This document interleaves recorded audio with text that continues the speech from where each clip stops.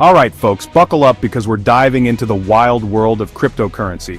Imagine digital money, but instead of being controlled by governments or banks, it exists on a network controlled by, well, nobody and everybody at the same time.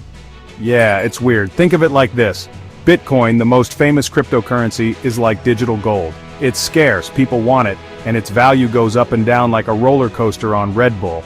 But unlike gold, you can't hold it in your hand or make a sweet tooth filling out of it.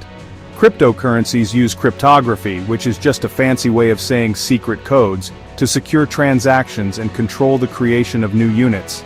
It's like having a digital vault with a password so complex even your grandma's secret cookie recipe is safer. So, why should you care? Well, crypto is changing how we think about money and finance. It's still early days, but this stuff is here to stay.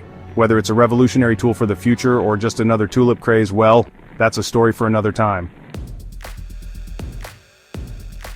Let's talk about blockchain, the technology that makes cryptocurrency possible. Imagine a giant digital ledger that keeps track of every single crypto transaction ever made. That's blockchain in a nutshell. This ledger isn't kept in one place though. It's copied and distributed across a network of computers around the world.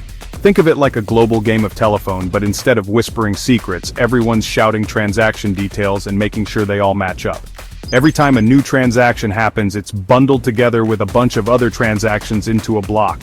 This block is then added to the blockchain after being verified by multiple computers on the network. This decentralized and transparent system makes it incredibly secure and nearly impossible to tamper with.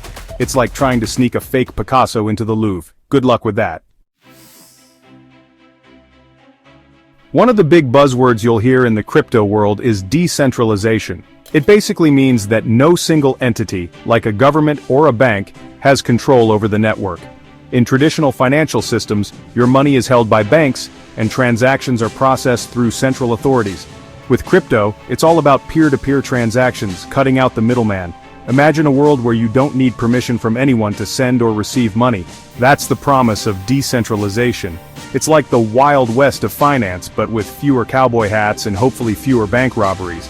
However, this freedom comes with its own set of challenges. Regulation is still catching up, and the lack of central authority can make things a bit chaotic at times. It's a bit like herding cats, but the cats are digital currencies, and they sometimes scratch. Section 4. Crypto transactions, a wild ride. So, how do you actually use this digital money? Let's say you want to buy a Tesla, but Elon Musk only accepts Bitcoin because of course he does. You'd use your digital wallet, which we'll talk about later, to send the required amount of Bitcoin to Elon's digital wallet address. This transaction is then broadcast to the network of computers. Here's where things get interesting. Miners, who are basically the accountants of the crypto world, verify and add your transaction to a block. They do this by solving complex mathematical problems, which requires a lot of computing power and electricity. Think of it like a giant Sudoku puzzle that everyone's trying to solve at the same time, but the first one to crack it gets rewarded with some sweet, sweet Bitcoin.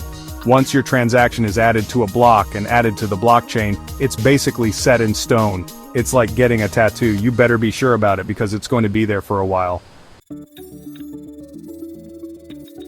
Section 5. Digital wallets, your crypto safe space. Now, you're probably wondering where you keep all this digital cash.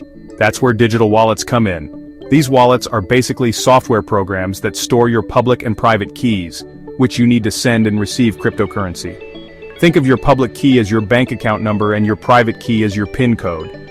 You wouldn't share your PIN code with anyone, right? The same goes for your private key. Keep it safe and sound, or you could risk losing all your precious crypto. There are different types of wallets, from online wallets to hardware wallets that look like fancy USB drives. Each has its own pros and cons in terms of security and convenience. Choosing the right wallet is crucial for protecting your digital assets. It's like choosing a good lock for your front door. You don't want to skimp on security when there are digital burglars lurking around every corner.